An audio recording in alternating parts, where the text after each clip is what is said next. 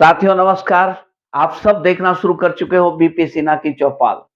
मित्रों, वो कहते हैं ना कि जब गीदड़ की मौत आती है तो वो शहर की तरफ ही भागता है।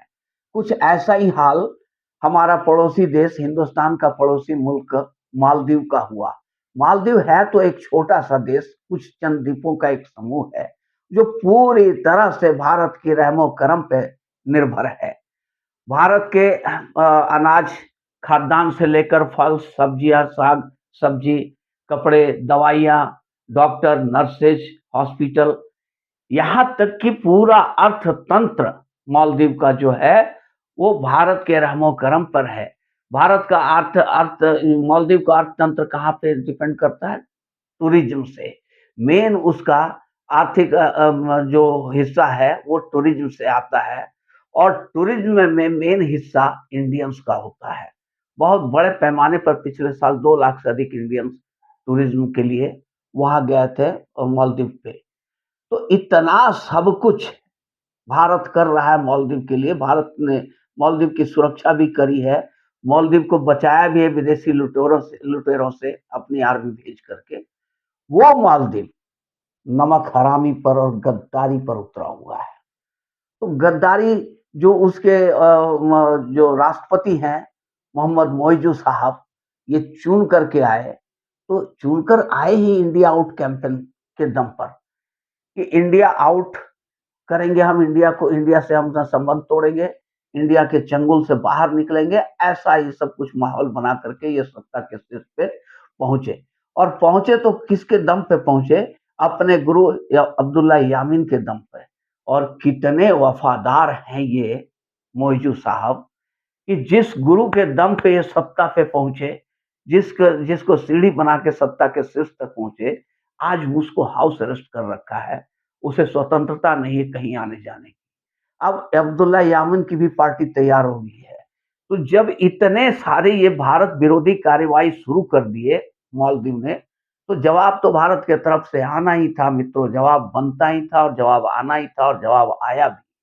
और जवाब में मोदी जी का जो हथौड़ा पड़ा इनके ऊपर में। मोदी जी ने कुछ नहीं किया, लक्षद्वीप चले गए और लक्षद्वीप से जाकर उन्होंने आह्वान किया कि भारतीयों का और दुनिया के जो द्वीप घूमने के शौकीन है उनको ये आह्वान किया कि एक बार लक्षद्वीप आकर के देखो, लक्षद्वीप की खूबसूरती उन्होंने बड़े तरीके से पेश कर दिया दुनिया के सामने में। और एक प्रधानमंत्री मोदी जो आज के देश में दुनिया का सबसे बड़ा ब्रांड एम्बेसडर है, इसमें कहीं कोई शक या सवाल नहीं उठता है कि उससे, मोदी से बड़ा हीरो, मोदी से बड़ा ब्रांड एम्बेसडर आज हिंदुस्तान ही नहीं दुनिया में कहीं नहीं है। तो मोदी का एक विजिट जो लक्षद्वीप में हुआ, वो गूगल में ट्रेंड करने लगा। लक्षद्वीप लगातार टॉप ट्रेंड में आ गया। सारे लोग सर्च करने लगे लक्षद्वीप कहाँ पे है, कैसा है, और वहाँ प्लान करना शुरू किए। हज़ारों की संख्या में मालदीव के फ्लाइट्स के टिकट कैंसल हो गए, वो होटलों की बुकिंग कैंसल कर दी गई, मालदीव ताकता रह गया और हिंदुस्तान के बॉलीवुड के सितारों से लेकर के आम जन तक लक्षद्वीप के तरफ कूच कर गए। तो ये है 56 इंच का प्रभाव मित्रों। मोदी का जब हथौड़ा पड़ा है लक्ष्य ये मालदीव के ऊपर में, तो त्राहिमाम कर उठा।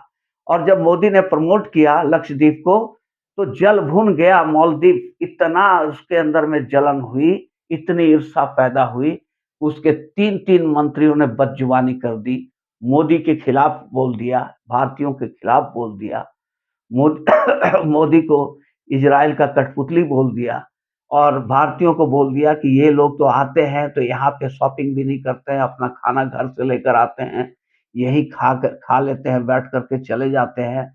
ये पैसा बचाते हैं, कुछ करते नहीं है और जिस होटल में रूम में ठहरते हैं उसमें से बहुत दुर्गंध आती है। इस तरह की अपमानजनक बातें जब ये मालदीव ने करी, मालदीव के 3 मिनिस्टरों ने किया, तो भारत ने इन्हें कस के जूते मारा। इनके एम्बेसडर को बुला करके जुतियाया और बताया कि ये जो तुम कर रहे हो तुम्हारे हक में अच्छा नहीं होगा। अंत में जब मोदी का रौद्र रूप देखा, भारत का जब रौद्र रूप देखा मालदीव, तो मालदीव की हवा निकल गई और मालदीव गिड़गिड़ाने लगा। इसलिए मैंने थंबनेल में लिखा ना कि मुत दिया मालदीव, तो सचमुच मुत दिया। वो 3-3 अपने 3-3 मिनिस्टरों को उसे सस्पेंड करना पड़ गया, हटाना पड़ गया। भारत का ये असर और सुख है और ये जलवाए जलाल है। मित्रों, अगर ये वीडियो आप लोग को अच्छी लगी हो तो इसे एक लाइक करेंगे और चैनल को सब्सक्राइब करेंगे। धन्यवाद।